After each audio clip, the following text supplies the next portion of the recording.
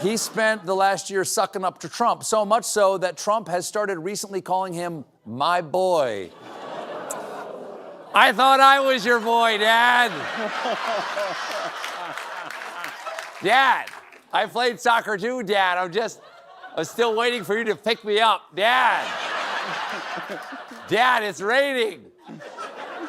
Washington, D.C. was already buzzing before the first speaker even touched the microphone. The hall was packed with politicians, donors, business leaders, cameras, and reporters waiting for the kind of moment that turns a normal leadership forum into breaking news. But the real attention was fixed on the front row. Donald Trump sat there with his arms crossed, his expression stiff and unreadable. Beside him was Barron Trump, tall, quiet, and confident in the way only someone carrying one of America's loudest last names could be. And a few seats away sat Stephen Colbert, calm, composed, and completely unbothered by the tension around him. When Colbert's name was announced, the applause was respectful but cautious. Everyone knew the room was politically divided. Everyone knew one wrong sentence could turn the night into chaos. But Colbert walked to the stage calmly, adjusted the microphone, and spoke in a steady tone that immediately settled the room. I had a fun weekend, but there is no way you had more fun than Donald Trump, because he is that girl from your office who celebrates her birthday month, and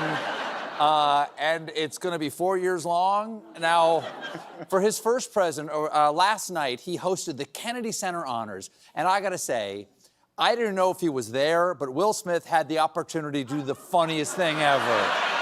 He talked about families struggling with groceries, rent, gas prices, and medical bills. He said leadership is not about blaming the easiest target in the room. It is about standing in the present and asking what can be fixed together. Even people who disagreed with him listened closely. Then Colbert delivered the line that drew the first huge applause of the night. A great nation does not rise because one man wins. It rises when millions of people stop pointing fingers and start lifting hands. The hall erupted. Trump did not clap. His jaw tightened. Barron smirked as Trump leaned toward him and whispered something. Cameras caught it immediately, and the atmosphere changed. Moments later, Trump walked to the podium with a grin that looked more challenging than friendly. "Well," he said, glancing toward Colbert, "that was quite a speech, wasn't it?" Nervous laughter spread through the crowd. Then Trump mocked Colbert's message of unity, calling it weak and soft. Finally, he turned toward Barron. "You heard that speech. You've got something to say, don't you?" A very tall son named Barron. Has anyone ever heard of him? He knew the youth vote. You know, we won the youth vote by 36 points.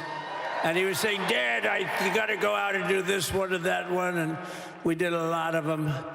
And he respects them all. He understood them very well. And he said, "Dad, you got to go out, do Joe Rogan, do all these guys." And we did.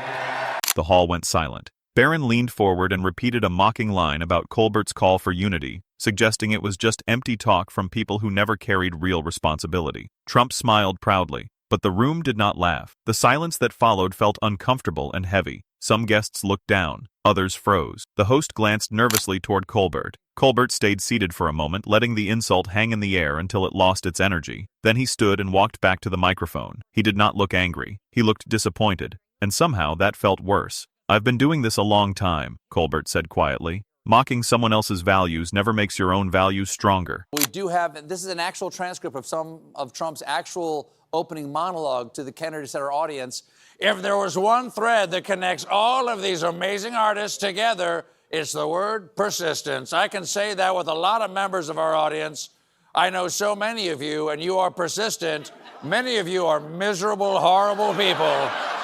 The room tightened instantly. He turned slightly toward Trump, and repeating old lines louder does not make them true. Then he looked directly at Barron. "Son, what you just did was not confidence. It was imitation. You borrowed your father's tone, but you have not earned your own." The silence became absolute. Barron's smirk vanished. He glanced toward his father, but Trump stared ahead with his jaw locked tight. Then Colbert asked the question that changed the entire room. "If you are going to mock what someone stands for, do you even know what you stand for?" 9 seconds passed. Barron said nothing. He looked down, then back toward Trump. The entire audience watched in complete silence. Trump leaned toward him and muttered something sharply before saying loud enough for nearby microphones to catch, "Go wait in the car." Gasps moved across the hall. Barron stood slowly and walked out without another word, his footsteps echoing through the room. Colbert did not smile or celebrate. He waited until the doors closed, then turned back to the audience. "This is what happens when insults become inheritance," he said. A child learns the attack before he learns the argument. And if nobody stops it, he starts believing cruelty is strength. Trump's face hardened, but the energy in the room had already shifted. What began as a public humiliation had become something entirely different. Colbert continued calmly. He said leadership is not domination, it is discipline. It is not embarrassing someone weaker or younger. It is controlling yourself when every instinct tells you to perform. America, he said, has seen enough arrogance sold as confidence and enough mockery mistaken for truth. Then he delivered the final line of the night.